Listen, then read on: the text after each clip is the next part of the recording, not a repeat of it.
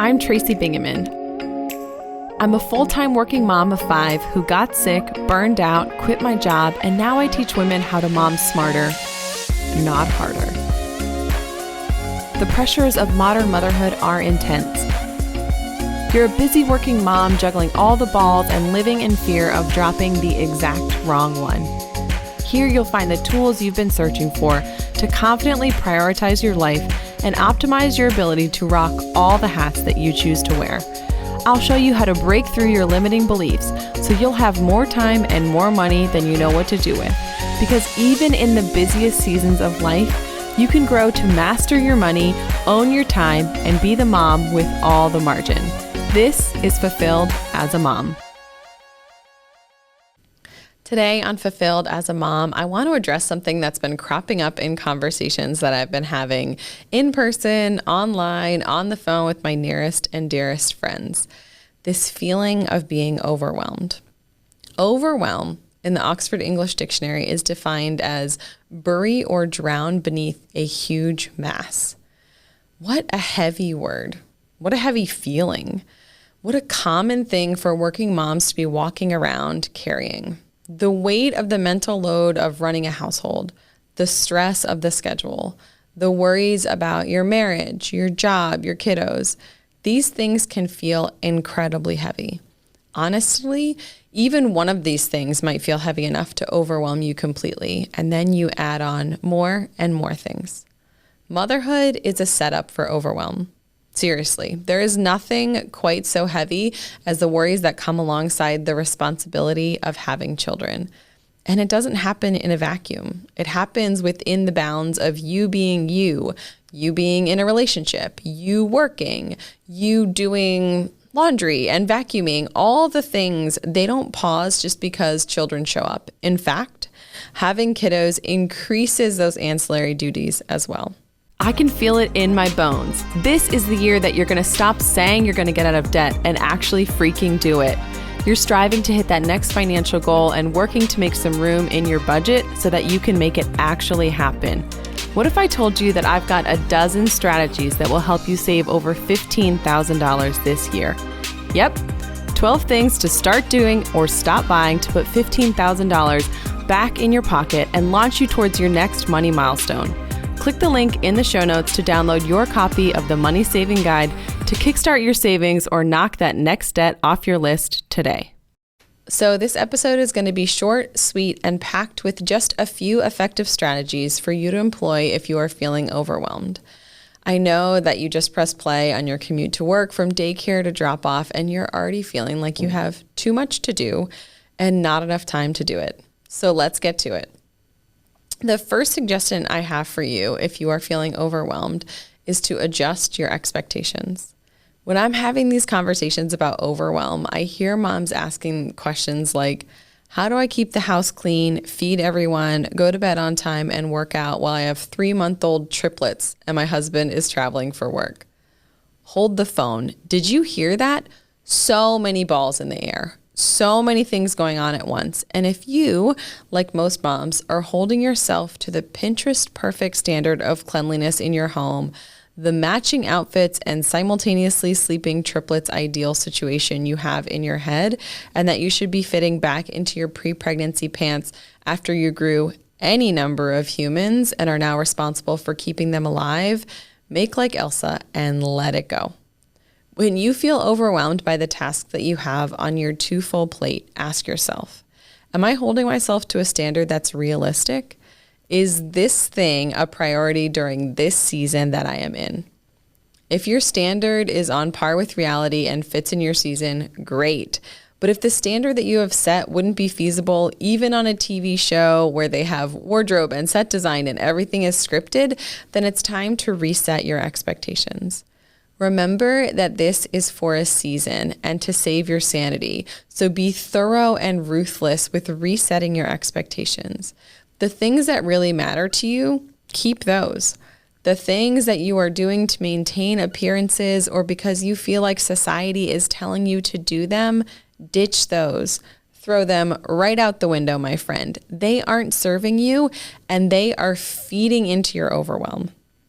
The second thing to do if you're feeling overwhelmed is to edit. We go through life accumulating things, and oftentimes it's so busy that we forget to edit down the things that we're responsible for and carrying around with us. Take a look at your life, specifically the tasks or situations that overwhelm you, and think about what it would be like if those didn't exist. Whether it's removing commitments or responsibilities from your lives altogether, or simply offloading those onto your partner's plate, either of those is a great way to edit down what you specifically are doing. Studies show that moms, regardless of whether they work outside the home or not, are consistently doing more than their fair share of the household duties and responsibilities. How can you change that in your life? Maybe you're able to find room in your budget to outsource tasks that will decrease your stress level and overwhelm. I'll give you an example from my life. I despise cleaning. Yes, I know it's necessary to clean stuff, otherwise we would live in absolute and total filth. I used to work all week long, and so did Dan. And then Saturday morning, I would spend time cleaning, tidying up, doing the bathrooms, vacuuming, yada, yada. If I'm being completely honest, I wasn't that great at cleaning. It's not that I didn't know how. Well, actually, I probably didn't have the greatest system for cleaning, but that's neither here nor there. It's that I lacked the enthusiasm to get it done. I was easily distracted, and I was generally bummed and pissed off that while I was cleaning, Dan was outside doing things like working on the cars and mowing the lawn and trimming trees and hanging out with our kids. At the time, my stepsons were old enough to not need like toddler level supervision, and they would be out frolicking. They'd be helping Dan, playing ball or playing with the dogs. And I felt trapped inside the house doing a task that I hated. I wanted to be outside mowing the lawn, a task that I now thoroughly enjoy. And I wanted to play with the dogs and play catch with the kids. And probably most of all, I wanted to not be cleaning. But I knew that the house needed to be cleaned, so clean I did. When over time things changed and room opened up in our budget, one of the first things that I discussed adding to the budget was a line item for house cleaning. We now have a wonderful woman who comes every 2 weeks to do the deeper cleaning that I don't enjoy at our house. This gives us a reason to clean up the house before she comes, to clean for the cleaner, to declutter and remove all the stuff we have from all of the flat surfaces that exist in our house so that she can clean the flat surfaces while she's there. Right now she comes on Fridays, and let me tell you, walking into the house on Friday afternoon to it clean is 1,000 times better than waking up on a Saturday knowing that I am the one who is going to clean it and miss out on time with my family. So I will gladly Venmo my awesome cleaner and really enjoy that task being on someone else's plate so that I have more room on mine for other things. Today, I'm asking you to think about what you can outsource to your partner so that they can take whole ownership of it, or that you can contract out to or pay someone to do. Maybe it's the lawn care, the laundry, or some level of transportation. Maybe it's having your neighbor who has a kiddo on the same baseball team drive the kids to practice on Tuesday and you drive them on Thursday. Maybe it's bartering with another working mom, something that you are good at and enjoy for something that she is good at and enjoys. Get creative and look for ways to eliminate tasks from your to-do list so that you can create some breathing room in your own life. Lastly, I want to encourage you that this feeling of overwhelm is completely common and that you are not alone. If you're looking for a community of kick-ass moms who occasionally feel superbly overwhelmed right alongside you, I'd love to have you join us in the Fulfilled Moms Club on Facebook. We'd love to have you and hang out and share our seasons of overwhelm.